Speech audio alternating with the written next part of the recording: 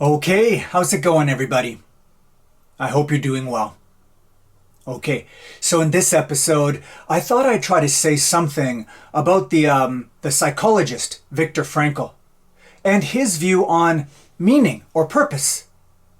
And the work that I have mostly in mind here is his seminal book called Man's Search for Meaning. Okay, so let's just get right into it. Okay, so for Frankl, many of us suffer from what he calls an existential vacuum, something which manifests itself in things like boredom, or a kind of inner emptiness, or just outright depression. Now, for Frankl, the reason we suffer from this existential vacuum is pretty straightforward. It's because, for him, we lack genuine meaning. In other words, it's because there's a lack of real content and purpose in our life. Okay, now I should mention that for Frankl, it's not always completely transparent that we're suffering like this. And that's because for him, there are various masks under which this existential vacuum appears. That's to say, sometimes our frustrated will to meaning is compensated for by a will to have money, or a will for power, or for sex, or for pleasure.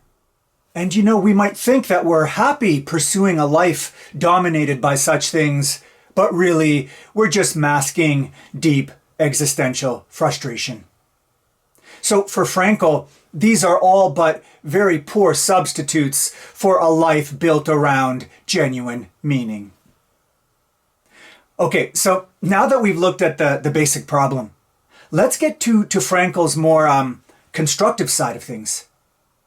So if we recognize that we're suffering from this existential vacuum, if we know that we need to find meaning and purpose, how exactly do we begin to do that? Well, so first of all, it's to try to get out of ourselves, so to speak. It's to stop introspecting so much. Actually, this was something that Frankl disagreed with Freud about. So if you don't know, Freud famously, of course, made therapy all about both introspection and retrospection. It was all about both going into yourself, going through this rigorous process of self-examination, and also, importantly, going back into your past. That's to say, it's the past that supposedly held the key to unlocking all your problems for Freud. Well, not so much for Frankl. For Frankl, it's not the past, but the future that's important. More specifically, it's all about the meanings to be fulfilled by us in the future. It's all about what awaits us in the future, what waits to be actualized by us. Okay, but let's get more specific here. So, Frankl would say that meaning is to be found in our relationship to the world outside of us, not in our own heads or in our own psyches, as if it were some kind of closed circuit. That's to say, meaning is created when we direct ourselves and our attention to things or others outside of ourselves. When we direct our attention and our energy outward to the real world. Meaning manifests itself when we forget about ourselves and just devote ourselves to a cause or to another person. Meaning then is inextricably tied up with, let's call it, self-transcendence. Actually, it's interesting. The contemporary philosopher Byung-Chul Han makes the claim that depression is a kind of narcissistic disorder. He says that depression happens when one only sees or encounters oneself. And that's because obsession with oneself makes others disappear. And so with them, any sense of devotion or meaning. So what's the solution then? Well, for him, it's love. Only Eros is capable of defeating depression, he says. In other words, we need to self-negate for the sake of discovering the other, and with it, the meaning that devotion brings. Anyway, okay, so back to Frankl.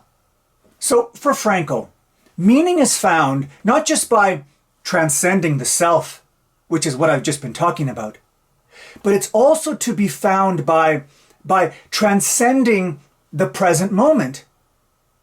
In other words, Frankl says that we can discover meaning in life by being future-focused and having a goal. In other words, by creating a work or doing some kind of deed. Actually, it's interesting. What Frankl noticed during his experience as a concentration camp prisoner survivor during World War II was that those who couldn't see past their current situation, they started to break down both physically and psychically. They lived a kind of provisional life with no future or no goals. Now, Frankl himself, what he does is he attributes his survival there in part to looking forward to the idea of reuniting with his wife and being able to complete the research work that he had started earlier. He even jotted down ideas on scraps of paper while being imprisoned. In other words, he always had a purpose that drove him forward, and one that transcended his current situation. Now, this is what having a goal or a project does. It aligns us towards a future that we care about, and so makes each present step towards it meaningful. Okay, but there's more.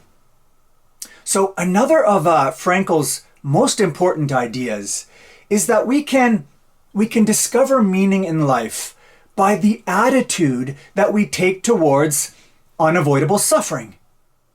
Okay, now maybe the best way to explain what he means here is by looking at two very different questions.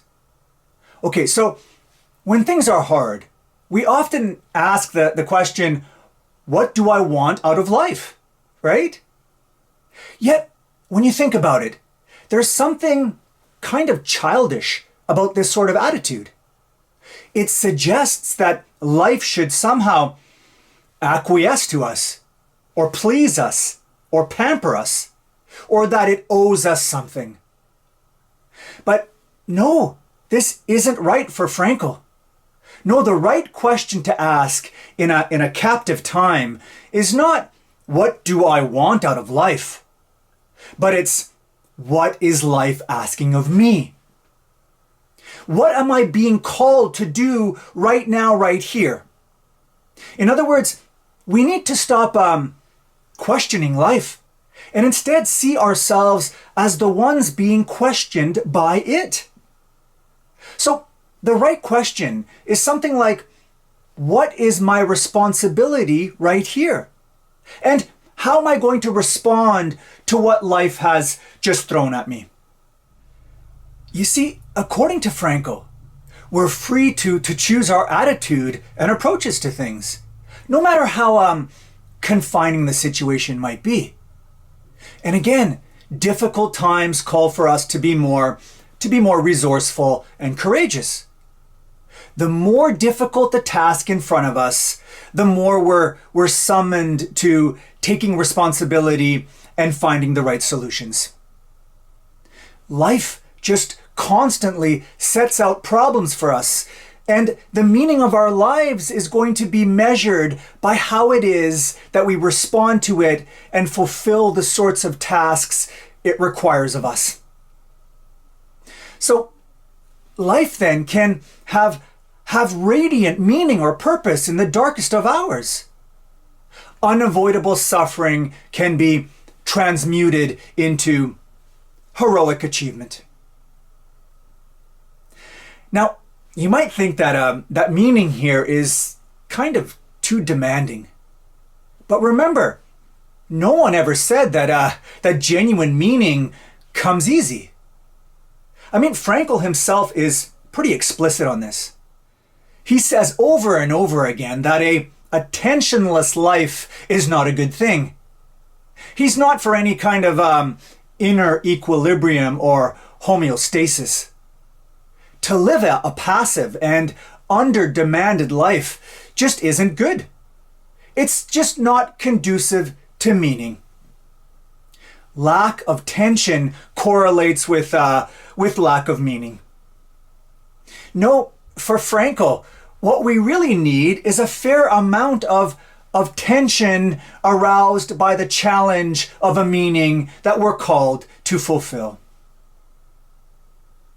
You know, Frankl's emphasis on the importance of tension and struggling reminds me a little bit of what Nietzsche says about modern culture and the problem of what he calls nihilism.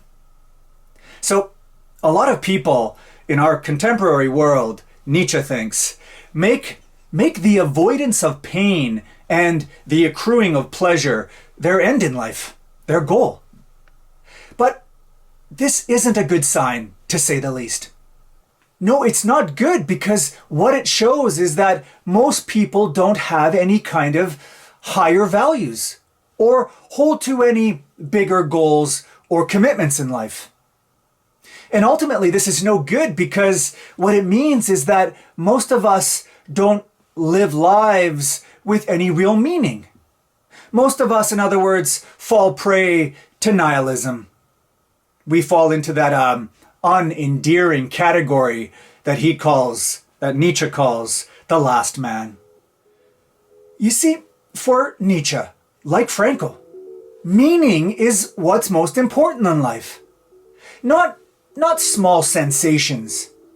Meaning is what determines what we should do, not feelings like pleasure or the avoidance of pain. And meaning is, like I said, tied up with the pursuit of higher values or goals. And these, for Nietzsche, are very demanding and uncompromising. But this just means that their pursuit and their fulfillment will require some kind of resistance and suffering. But again, there's nothing wrong with this. No, we should want to invite this sort of suffering.